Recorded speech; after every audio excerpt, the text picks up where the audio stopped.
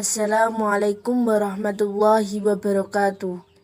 Kami dari kelompok 12 dengan anggota saya sendiri, Febriana Putri Rahmawati, Imro'atul Mufarrohah, Irham Marfu'i, akan mempresentasikan makalah kami dengan judul Penggalian dan Penemuan Hukum 2.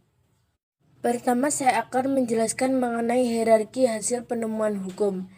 Dalam ilmu usul fikih, metode penemuan hukum disebut dengan istilah istinbat. Istinbat yaitu cara-cara yang ditempuh seorang mujtahid dalam mengeluarkan hukum dari dalilnya. Dengan demikian, istinbat adalah cara bagaimana memperoleh ketentuan hukum Islam dari dalil-dalilnya sebagaimana yang dibahas dalam ilmu usul fikih. Terdapat dalil yang harus menjadi rujukan setiap muslim dalam mengambil sebuah keputusan hukum yang termuat dalam firman Allah Quran Surat An-Nisa ayat 59.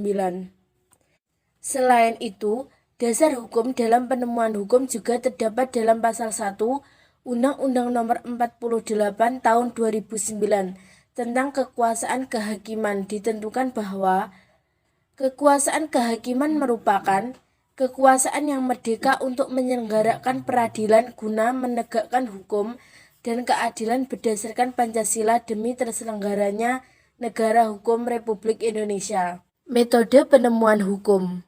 Pertama, metode lughawiyah, yaitu penalaran yang bertumbuh pada kaidah-kaidah kebahasaan. Kedua, metode takliliyah adalah pertimbangan yang bertumpu pada ilat atau rasio. Ketiga, metode istihlahiyah adalah pertimbangan yang bertumpu pada kemaslahatan atau tujuan persyariatan. Kedua, saya akan menjelaskan mengenai ijtihad. Ijtihad secara bahasa berasal dari kata ijtihada yang berarti mencurahkan tenaga, memeras pikiran, berusaha bersungguh-sungguh. Adapun definisi ijtihad secara istilah adalah aktivitas untuk memperoleh pengetahuan hukum syara dari dalil terperinci dalam syariat. Orang yang melakukan ijtihad disebut mujtahid. Ijtihad bisa dipandang sebagai salah satu metode untuk menggali sumber hukum Islam. Yang menjadi landasan diperbolehkannya ijtihad itu banyak sekali.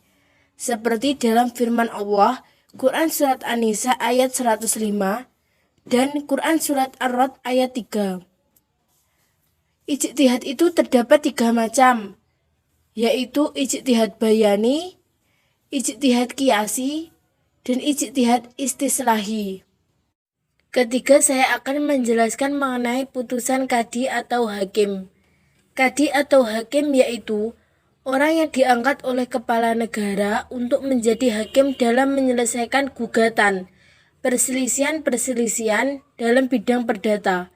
Oleh karena penguasa sendiri tidak dapat menyelesaikan tugas peradilan.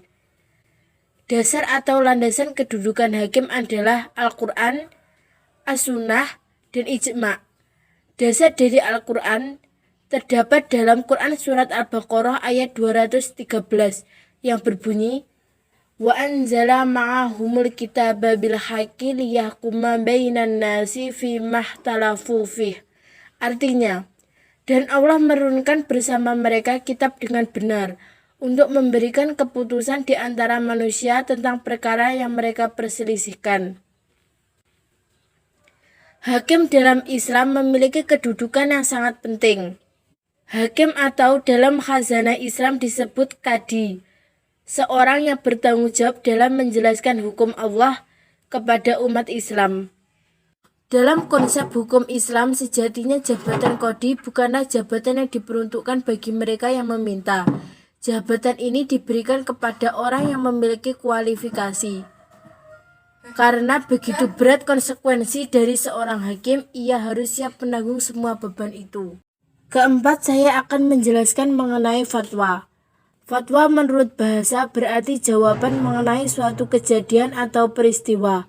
Sedangkan pengertian menurut syara, Fatwa adalah menerangkan hukum syarak dalam suatu persoalan sebagai jawaban dari suatu pernyataan, baik si penanya itu jelas identitasnya maupun tidak, baik perseorangan maupun kolektif.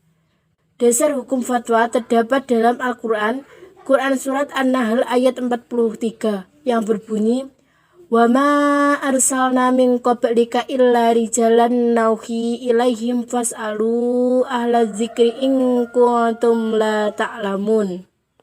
Artinya, dan kami tidak mengutus sebelum kamu, kecuali orang-orang lelaki yang kami beri wahyu kepada mereka.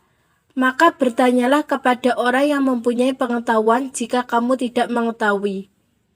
Syarat-syarat mufti. Pertama, ia harus seorang mukallaf, yaitu muslim, dewasa, dan sempurna akalnya.